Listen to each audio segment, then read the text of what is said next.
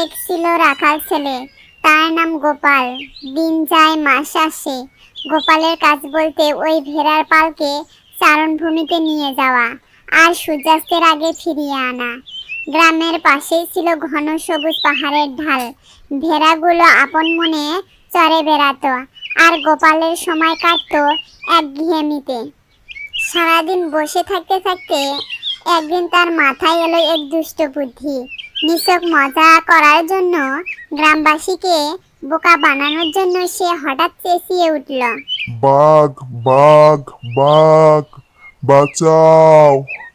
আমার ভেড়া নিয়ে যাচ্ছে, বাঁচাও! গোপালের সেই চিৎকারের কাপড় গ্রামের নীরবতা।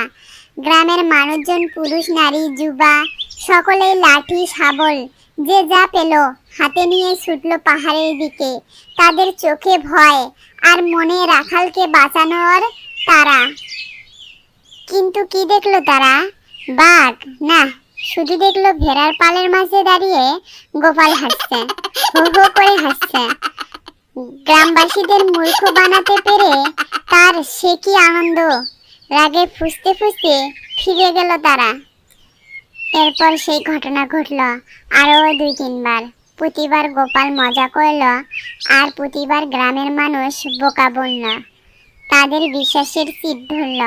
তারা ভাবল গোপালের কথা মানেই মিথ্যা।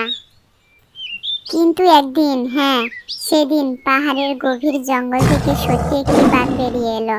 হিংস্র দাঁত আর নখ নিয়ে ঝাঁপিয়ে পড়ল ভেড়ার পালের ওপর। ভয়ে গোপালের গলা শুকিয়ে কাঠ। সে এবার প্রাণপণে চিৎকার করল, বাঘ, সত্যি বাঘ, বাঁচাও! এবার সত্যি বাঘ! কিন্তু এবার গ্রামের কোনো মানুষ সাড়া দিল না।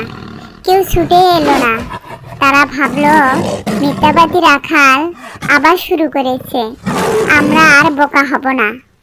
মিথ্যার করুণ পরিণতি, গোপালকে বাঘ ছিন্ন ভিন্ন করে খেয়ে ফেলল। বন্ধুরা, লাইক করো, কমেন্ট করো এবং সাবস্ক্রাইব করো।